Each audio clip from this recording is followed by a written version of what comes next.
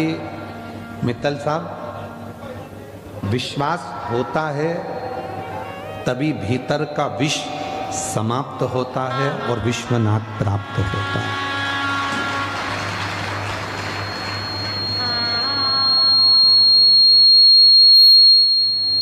अगर विश्वास नहीं होगा तो भीतर का विष समाप्त नहीं होगा, विष समाप्त नहीं होगा तो विश्वनाथ नहीं मिलेगा, तो विश्वनाथ नहीं मिल सकता। विश्वास ही भीतर के विष को समाप्त करता है, भीतर के ताप को समाप्त करता है, भीतर के क्लेश को समाप्त करता है।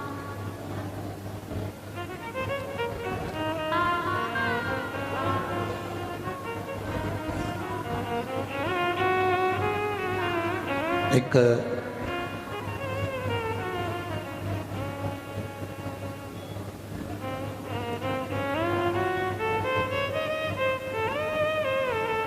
राजस्थान जयपुर की एक बेटी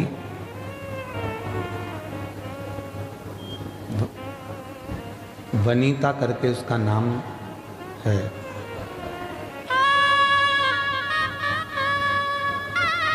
और उस बेटी को जब वो एक कथा वहाँ हुई थी, माहेश्वरी कथा कराए थे, एक कथा वहाँ कराई थी भी माहेश्वरी जी ने राजस्थान में।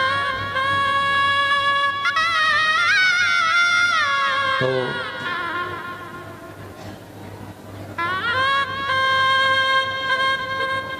रतनगढ़ में कथा थी। तो एक वनीता नाम की एक बच्ची जो कि स्कूल में टीचर है, सरकारी स्कूल में, वो आई। समिति वालों से उसने निवेदन करा माहेश्वरी जी से कि मिलवा दीजिए, मिलवाए। बहुत रो रही थी। हमने पूछा बेटा क्या हुआ, तो कहा गुरुजी एक बड़ी बीमारी हो गई है, कैंसर जैसी बीमारी से कौन बच सका।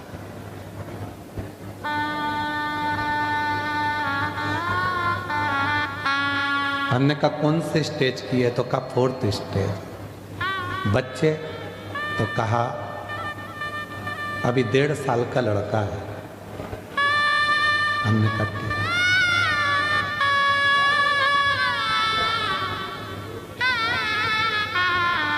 क्या चाहती हो, ये बीमारी समाप्त हो जाए। हमने कहा ये तो हम कर ही नहीं सकते,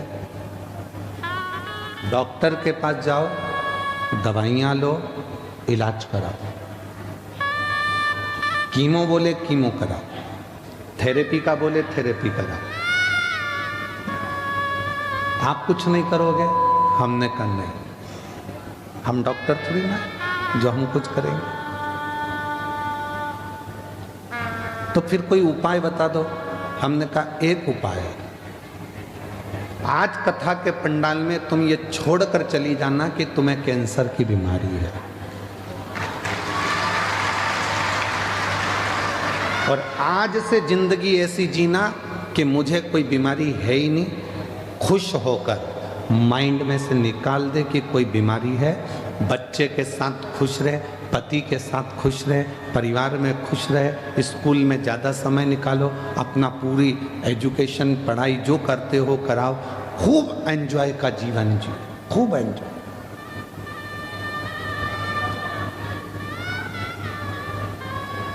और वही बच्ची फिर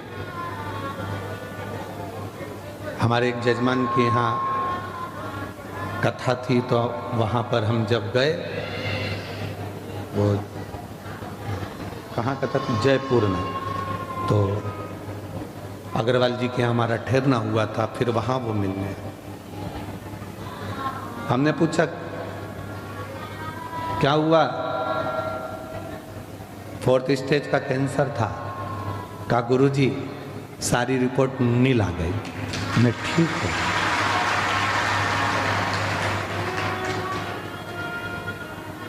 मेरी जीजियों, मेरे जीजाओं, मेरी बेटियों, मेरे बेटाओं, एक बात याद रखना, बीमारी को माइंड में बिठा लिया तो वो बीमारी तुम्हारा पीछा कभी नहीं छोड़ने वाली। बीमारी को माइंड से निकाल दिया तो बीमारी भी सोचती है ये तो मुझे झेल ही नहीं रहा, तो मैं दूसरे के पास चली जाऊं। झेल ही नहीं रहा।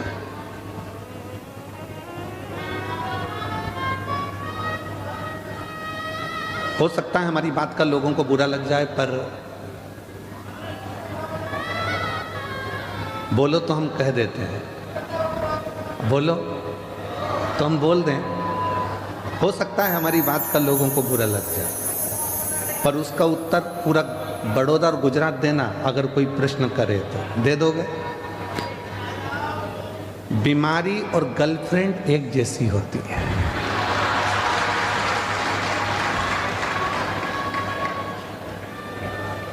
आपने दिमाग में से निकाल दिया, ये दूसरे के पास चली जाती है।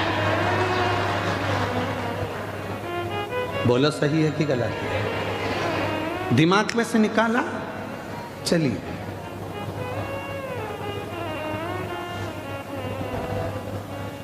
जब तक झेलते रहोगे तब तक उसके मोबाइल का बैलेंस भी तुम्हें डलवाना है, घुमाने भी तुम्हें ले जाना है, अपनी बाइक पे बिठाकर चाउमीन भी तुम्हें खिलाना है और लोचा भी तुम्हें कराना है।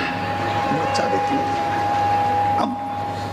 और तुमने एक दिन मन में सोच लिया इतना पैसा तो मैं फालतू का खर्चा कर रहा हूँ, मेरे मम्मी पापा जिससे मेरी शादी कराएंगे वो मुझे जब मिलेगी और इतना मैं जब उस पर खर्च करूँगा तो मेरी ज़िंदगी संवर जाएगी, वो मुझे प्यार करेगी। खत्म खत्म। उसने सोचा मैं क्या करूं, तो मैं दूसरी जगह। बीमारी भी ऐसी है। तुमने सोच लिया मेरे घुटने को डॉक्टर ने बोला है बदलाना पड़ेगा, बदलाना पड़ेगा, बदलाना पड़ेगा, मेरे घुटने का ऑपरेशन होगा होगा होगा। तुमने माइंड में बिठा कर रख लिया। बड़ा बेटा आया, उससे भी दिन भर में जो मिलता है उससे तुम घुटने की बात करते हो। जितने मिलते हैं उससे तुम केवल मेरे कमर बहुत दुख है, कमर बहुत दुख है, हमारी कमर बहुत दुख है, हमारी कमर बहुत दुख है।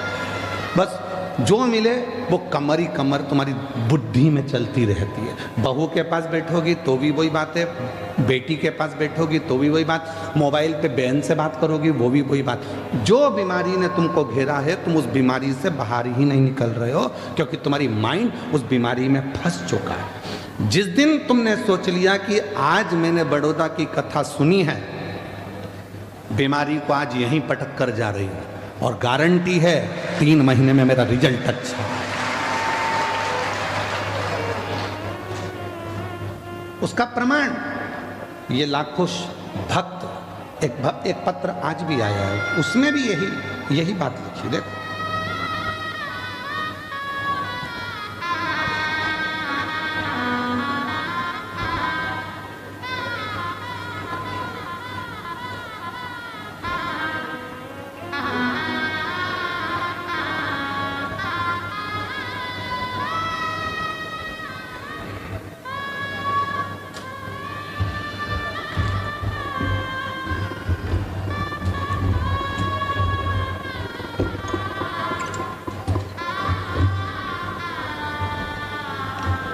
मेरा नाम सुरेखा यशवंत पाटिल है। धनलक्ष्मी पार्क, कपुराई चौकड़ी, बड़ोदरा की रहने वाली हूँ। कहीं बैठी हो तो आकर एक बेलपत्र ले जा सकते हैं।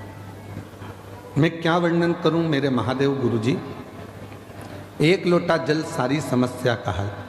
मैं आपकी हर कथा में सुना था, कंकर शंकर में शंकर है। मेरी बेटी को सूरत की कथा से पहले गर्दन के पास में बड़ी गठान हो गई थी। डॉक्टर ने चेक करने के बाद पता चला ऑपरेशन करना पड़ेगा और गठान निकालना पड़ेगी। मैंने अपनी बेटी को बोला, डॉक्टर और कुछ भी बोले तो उन्होंने कह दिया कि ये गठान ठीक नहीं है, गठान बड़ी हो चुकी है, ऑपरेशन कर कर गठान की जांच होगी और ये गठान वो वाली नहीं है, ये गठान बड़ी बीमारी को सूचित करती है। मेरी बेटी फूट फूट कर रोने लगी। मैंने अपनी बेटी से कहा कि तू शिवालय जाना चालू कर दे, सूरत की कथा में रोज जाना प्रारंभ किया। पंडाल में मिट्टी को रोज लगा लेती थी अपने गले में, निवेदन करती बाबा से। और दूसरी बात, जैसे ही कथा पूरी हुई उस गठान की फिर वापस जांच कराने के लिए सोनोग्राफी के लिए गई और बाबा ने ऐसी कृपा कर दी कि उसकी पूरी गठान गल गई और रिपोर्ट नॉर्मल आई। गुरुदेव 15 दिन, देखो उसने लिखा 15 दिन बाद बाबा ने ऐसा क्या चमत्कार किया कि रिपोर्ट निकालने के बाद रिपोर्ट नॉर्मल आई और उसके बाद भोले बाबा पर खुद से ज्यादा विश्वास बढ़ गया, खुद से ज्यादा।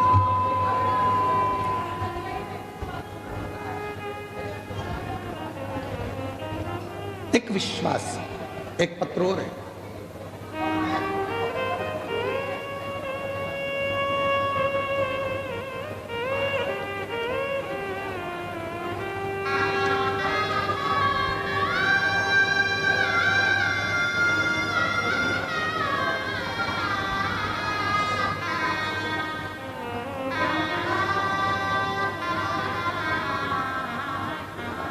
ममता बेन कचहर में आजवा रोड कमला नगर की रहने वाली हैं, कहीं बैठी हो तो आ सकते हैं। एक लोटे जल का मैं क्या वर्णन करूं। मेरी मम्मी सविता बेन कहार, उन्हें 2022 में पेट में दर्द शुरू हो गया था, तो हम सब भाई बहन ने उन्हें अस्पताल ले जाकर चेकअप कराया।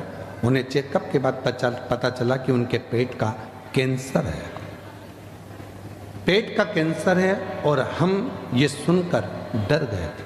हमने कई अस्पताल में चेकअप करवाया और अच्छे से अच्छे अस्पताल में ऑपरेशन का डॉक्टर ने बोला। अब ऐसी अवस्था में क्या करें। किसी ने कहा कि शिव जी पे चढ़ा हुआ जल पीना प्रारंभ करो, एक बेलपत्र खाना प्रारंभ करो। रुद्राक्ष मंगवाया सीहोर का और रुद्राक्ष का जल शिव को चढ़ाकर पीना प्रारंभ करा। 6 महीने बाद जब जांच कराई तो सारी गठानें गल चुकी थी और कैंसर नील बता दिया। कहीं बैठी हो तो आ सकते। क्यों, उसका कारण क्या है। हमने फिर, हो सकता है आप लोगों को बुरा लग जाए, पर सत्यता है जो हम बोले हैं उसको दिमाग में रखना। आप मत झेलो, मत झेलिए आप।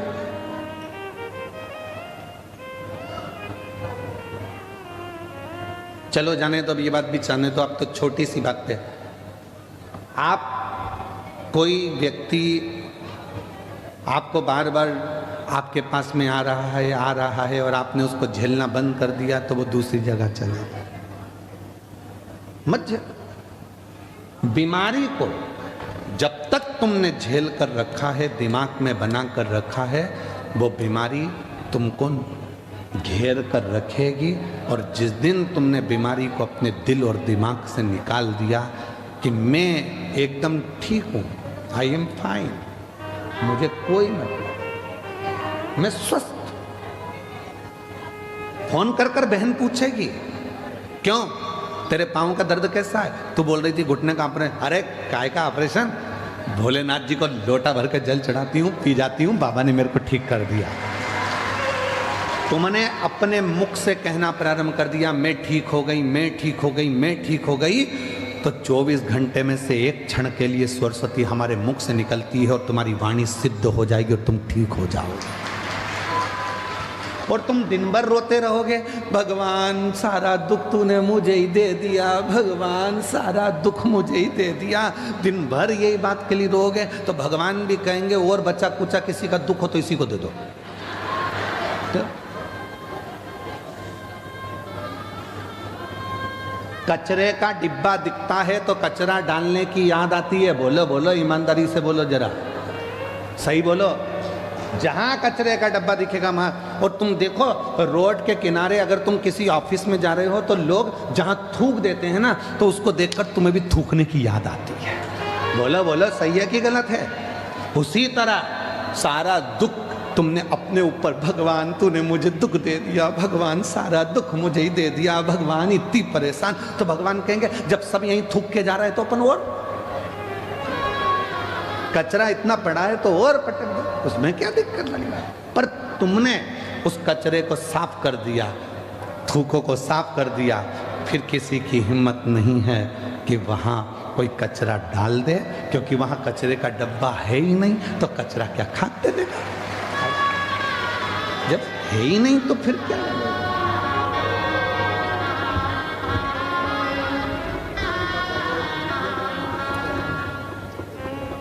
तेरी कृपा का क्या है भरोसा। इसी बेटी को गले में गठान हो गई थी और डॉक्टर ने ऑपरेशन का कह दिया था। गठान भी डॉक्टर बोले थे आड़ी टेढ़ी है, पर बेटी कह रही है कि मुझे विश्वास नहीं था, क्या एक लोटे जल से, एक बेलपत्र से और सीहोर के रुद्राक्ष के पानी से क्या मैं ठीक हो सकती हूँ। पर आज बिना दवाई गोली कुछ भी नहीं लेती और पूरी ठीक हो गई। एक बार जोरदार ताली।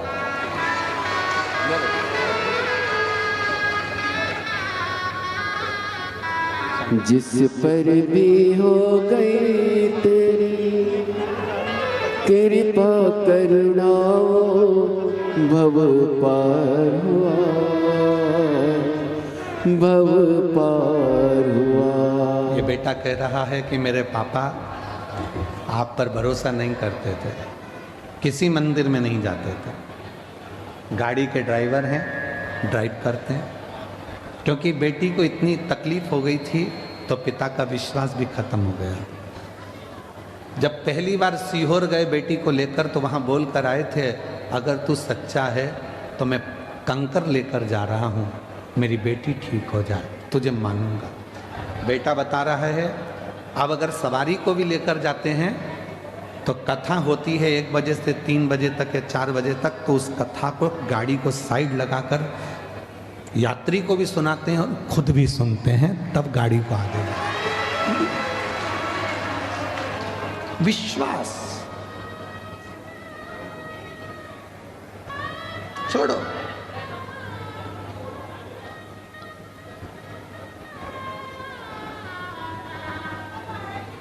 आप अपने दिल से, अपने दिमाग से ये निकाल दो कि मैं बीमार हूं। कई बेटियां कहती हैं क्या मेरी सरकारी नौकरी लगेगी।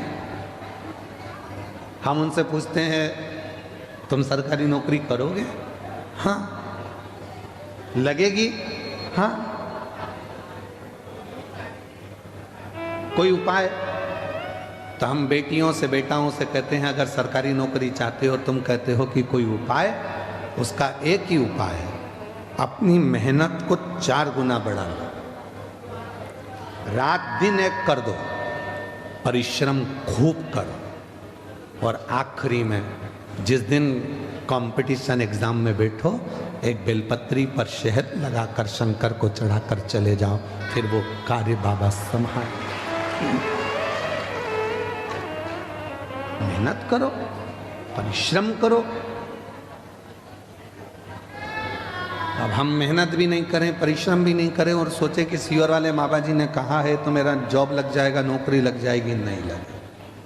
मेहनत आपको करना पड़े, परिश्रम आपको करना पड़े। आ जाओ।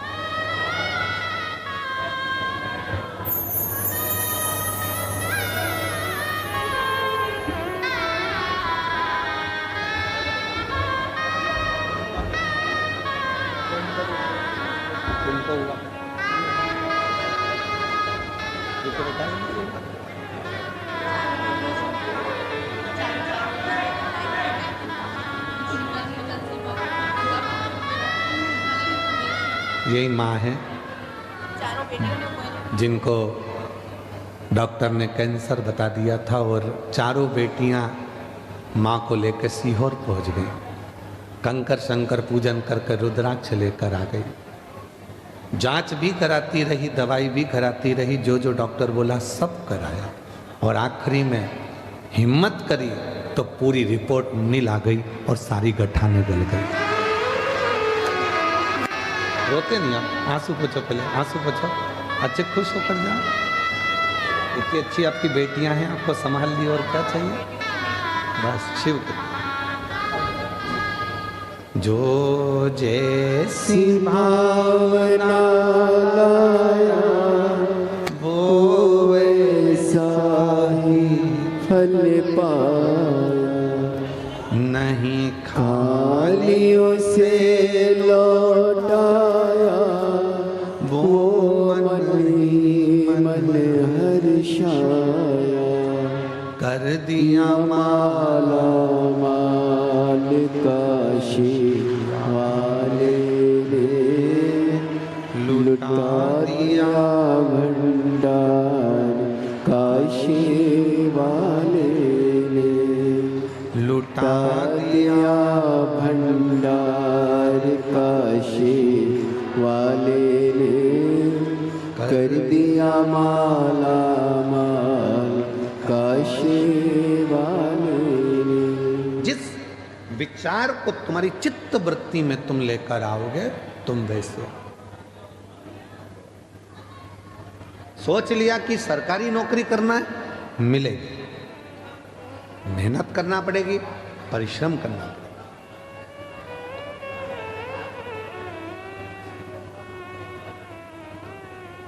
कैसे नहीं मिलेगी?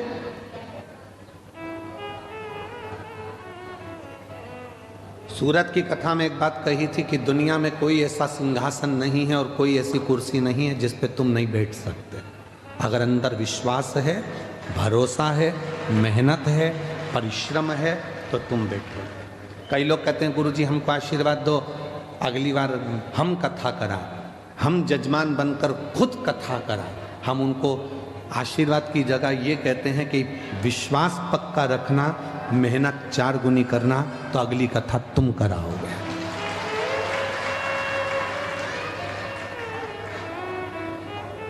हम मेहनत ही ना करें, परिश्रम ही ना करें और सोचें कि सब कुछ मिल जाए, तो नहीं मिल सकता। सीहोर वाले महाराज जी के पास में ऐसी कोई ना तो भभूति है, सीहोर वाले महाराज के पास ना कोई ऐसा टोना है, ना कोई ऐसा टोटका है कि हम तुमको दे दें और तुम्हें गड़ा हुआ सोने के हंडे मिल जाएं। अगर ऐसे सोने के हंडे मिलते होते तो हम भी तुम्हारे गांव में नहीं आते। क्यों आते? बोलो सही है कि गलत है?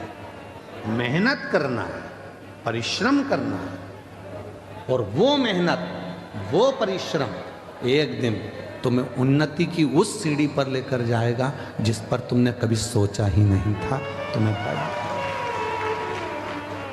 कोई साधन नहीं। एक चने बेचने वाले का बेटा हूं, पिताजी चने बेचते थे।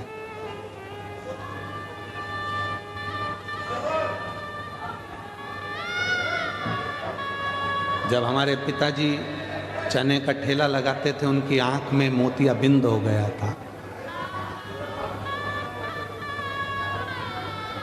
ऑपरेशन के लिए ग्वालियर लेकर गए, पैसा नहीं था।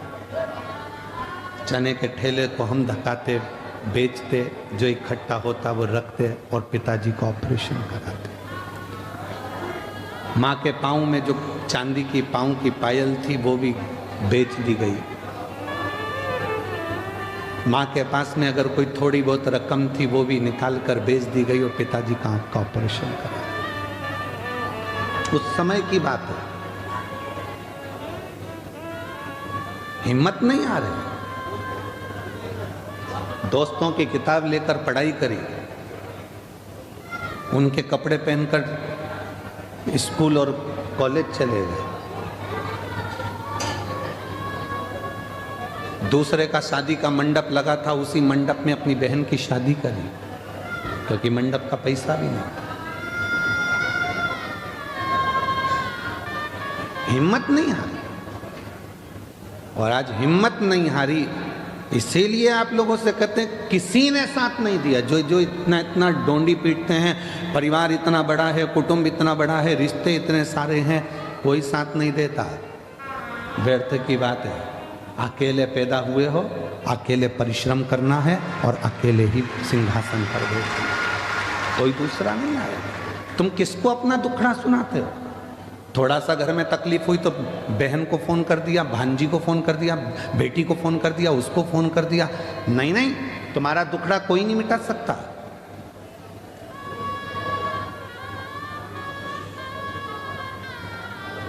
अगर तुम अपनी बेटी को फोन करके भी बोल दोगे कि तेरी भाभी परेशान कर रही है, कौन सी ननंद है, तो छाती पर आकर कह दे भाभी तुम मेरी बहन मम्मी से क्यों लड़ रहे हो। दम चाहिए, वो भी किसी की बहन है, वो भी किसी की बेटी है, वो भी बोल सकती है, उसमें भी सामर्थ्यता है। इसलिए किसी को अपना दुखड़ा मत कहो। दुखड़ा कहना है, एक लोटा जल लेकर शंकर जी के मंदिर में जाकर, वो जगत का बाप है, उससे इतना जरूर कहो कि बाबा मेरी जिंदगी के सारे दुख काट देना, कोई बुरा नहीं है।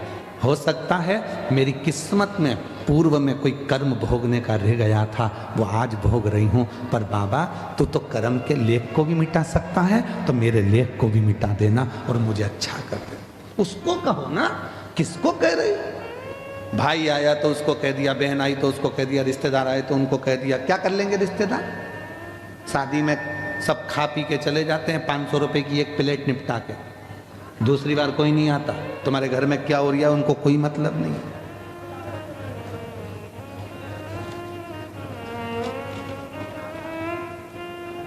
अदालत में जब तलाक का केस चलता है, कोई रिश्तेदार अगर खड़ा नहीं होता, बाप खड़ा है, माँ खड़ी है, बेटा खड़ा है, बेटी खड़ी है, बस वही खड़े हैं, बाकी का कोई नहीं आता।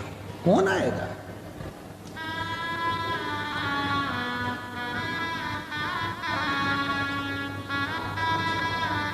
तुम्हारे यहाँ बड़ौदा में बारात निकलती है क्या? दूल्हा घोड़े पे बैठ के, घोड़ी पे बैठ के निकलता है? जम के तो बोलो। नाचने वाले घोड़ी के पीछे नाचते हैं कि आगे? आगे, ठीक है। और मरने के बाद अर्थी निकलती कि नहीं निकलती? निकलती है। परिवार वाले आगे नाचते हैं कि पीछे? जितने परिवार वाले रिश्तेदार होंगे शादी में, खुशी में, सब आगे होंगे, और दुख आया तो सब पीछे होंगे। अकेले आगे चलना है, अकेले आगे चलना।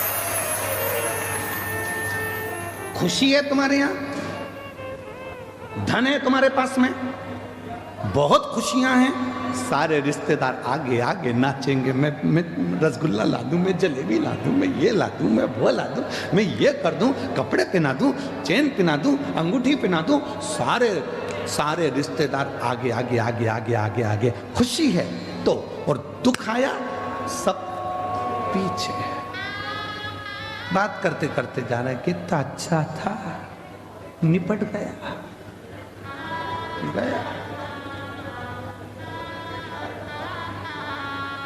कौन आया फिर? कौन आया? फिर तो कह देंगे देखो हम मरे का भोजन नहीं करते, इसलिए हम 12वें में नहीं आते। और वही मरा हुआ व्यक्ति का धन खा गए, संपदा खा गए। तेरे पास में मेरा लड़का देकर गया था, इतना पैसा नहीं रिहा तो तू लौटा दे। वो देने का नाम नहीं। हम 12वें का भोजन नहीं खाते, बाकी का सब खा जाते हैं, बस वो ही नहीं खाते। खा गए।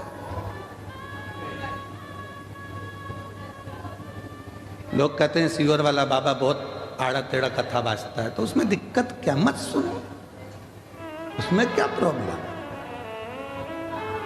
सत्य थोड़ा कड़वा होता है, सत्य कड़वा होगा। और सुनो, दवाइयां धीरे धीरे असर करती, और एक इंजेक्शन अच्छा जोरदार लग जाए ना, जोरदार, फिर वो असर कर जाता। सब अपने हैं।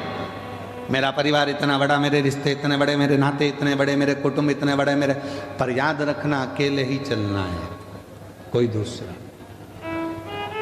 और केवल तुम्हारे साथ नहीं हुआ है, शिव जी के साथ में भी ये हुआ। अमृत निकला मंथन से, पीते समय 33 कोटि देवता को शंकर जी याद नहीं आए। एक भी देवता ने ये नहीं कहा कि शिव जी को अमृत देना है, एक ने भी ये नहीं कहा कि शंकर जी दे गए अमृत पीने से, एक ने भी ये नहीं कहा कि अमृत भोलेनाथ जी के पास पहुंचा दो, एक ने भी ये नहीं कहा कि शिव जी के पास अमृत भेज दो। पार्वती जी तो इंतजार कर रही थी, तुम्हारे इतने सारे परिवार वाले कोई अमृत लेकर आएगा। एक नहीं आया, एक आए कब? जब विष निकला। कोई नहीं पिया, न पृथ्वी ले, ना आकाश ले, ना पाताल ले, ना कोई लेने को तैयार नहीं हुआ, ना देवता ले। तब पूछा फिर इसको किसको दें, किसको दें? तो कहा एक काम करो कि वो शंकर जी के पास भेज दो। शिव जी विष? हाँ ले जाओ। शंकर जी के पास पहुंचे विष लेकर, तो भोलेनाथ जी ने कहा ठीक है लाओ मुझे दो। पार्वती कहती है कैसी बात करते हो, अर्धांगिनी हूं तुम्हारी, अमृत लाते तुम अपने पति को पिला देती, विष मेरे पति को दे रहा हूं।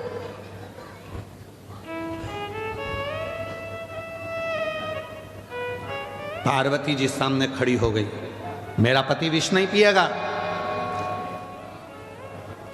और सुनो स्वामी विष मत पीना। शंकर भगवान ने अपनी पत्नी को अपने पास में बिठाया, समझाया, पार्वती तू मेरी अर्धांगिनी है। एक चतुर पति,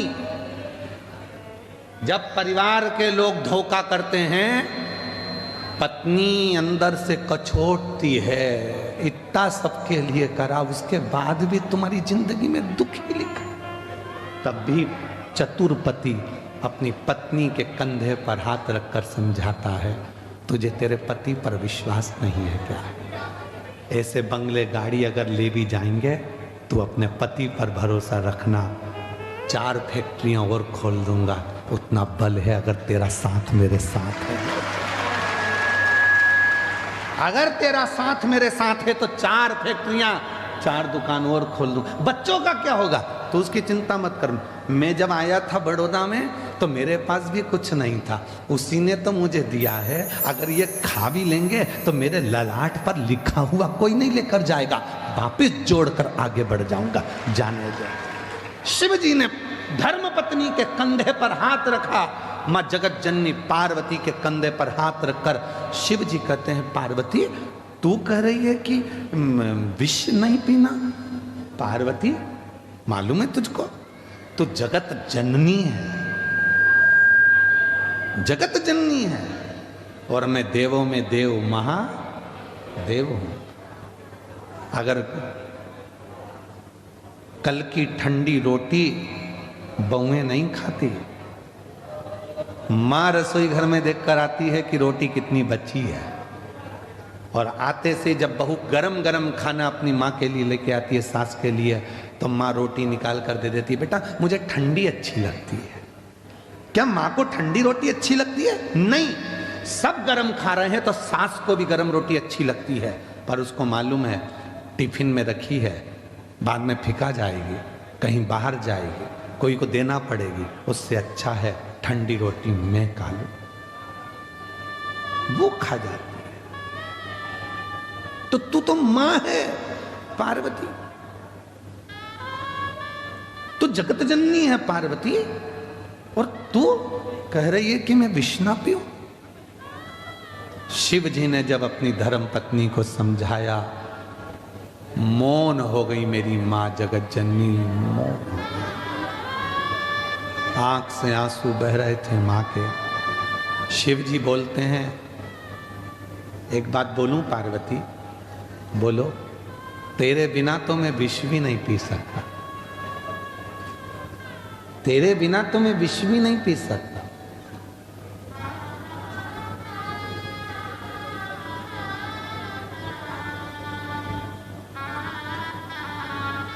तलाक शब्द मुसलमानी शब्द है।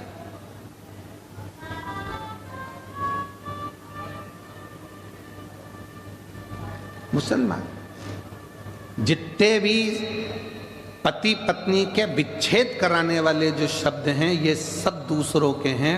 हमारी भारतीय परंपरा में सनातन धर्म में एक भी ना तो मंत्र ऐसा है, ना कोई साधना ऐसी है, और ना कोई नियम ऐसा है कि पति पत्नी को कोई अलग कर सके। पति पत्नी 7 जन्म तक एक दूसरे के हैं, बस उनके विचार मिलना चाहिए। ये सब शब्द दूसरों के हैं।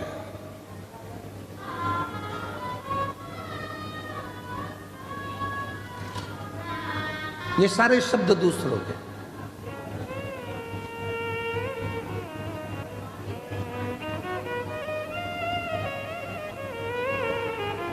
क्यों चिंता करते हो?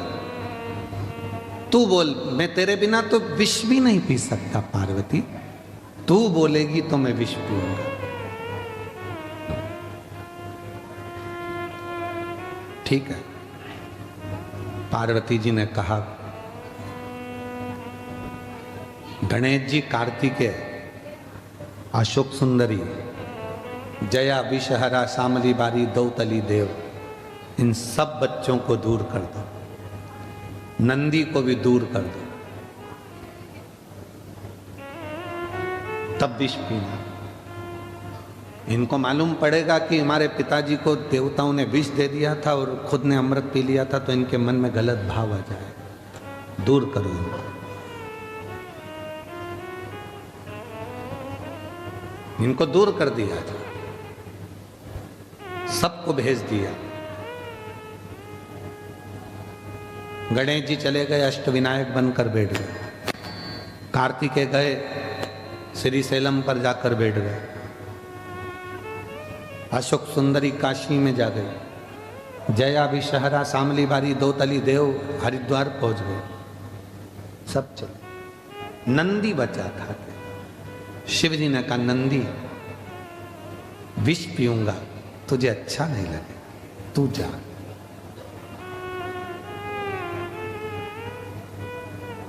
घर में कोई एक प्यार करने वाला होता है जिसको तुम्हारे धन से मतलब नहीं होता, तुम्हें देखकर जीता है, तुम्हारे चेहरे की खुशी देखकर जीता है। शिव जी के चेहरे की खुशी देखकर जीने वाला एक ही था, वो था देवकी देव महादेव का नंदी। इसलिए आज भी मंदिर के बाहर उनका चेहरा देखता रहता है बैठकर। वो जीना से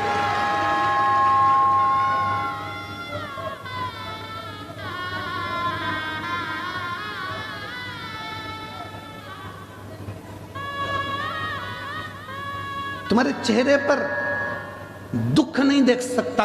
परिवार में कोई एक व्यक्ति, या तो तुम्हारा मित्र, दोस्त, सखा, पुराना कोई हो, या अभी का कोई हो, या कोई ऐसा हो जो कोई परिवार में, कुटुंब में, रिश्ते में, नाते में, दोस्तों में, मित्रों में, तुम्हारे बेस्ट फ्रेंडों में, कोई तुम्हारे नौकर में, चाकर में, कोई काम करने वालों में, कोई तुम्हारी ड्राइविंग करने वालों में, कोई तुम्हारी फैक्ट्री में काम करने वालों में, तुम्हारे घर में रोज आने जाने वालों में कोई एक ऐसा होगा जो तुमको बहुत प्यार करता होगा। वो तुम्हें दुखी नहीं देख सकता।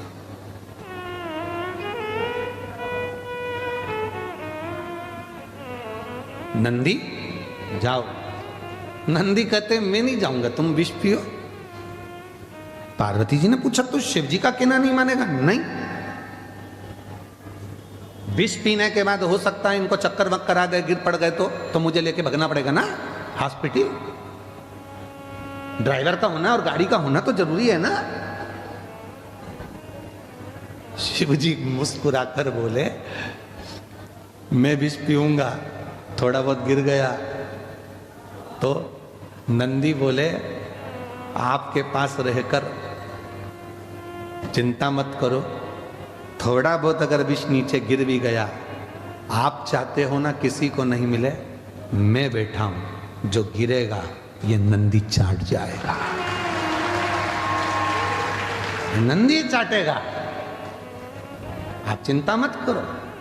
कभी कभी जिंदगी में ऐसा समय आता है जो सज्ञे हैं वो 500 रुपये नहीं देते। जिस ड्राइवर ने, जिस वर्कर ने, कोई मित्र ने, जिसके पास कुछ भी नहीं था, जो तुमसे प्यार करता है, वो कह देता है, साहब चिंता मत करना, आप आंटी जी चिंता मत करना, मैं तुमको लाकर देता हूं, तुम तो तुम्हारा काम करो। बेटा तुमको पढ़ाई करना है, कोई नहीं देगा ना, मैं दे दूंगा, तुम चिंता मत करो। साधारण व्यक्ति जिससे सोचा ही नहीं था, प्रेम था उसके अंदर, उसने अपनी तनख्वाह में से, अपनी जेब में से लाकर दे दिया। ये लो, दुखी मत हो, दुखी मत हो।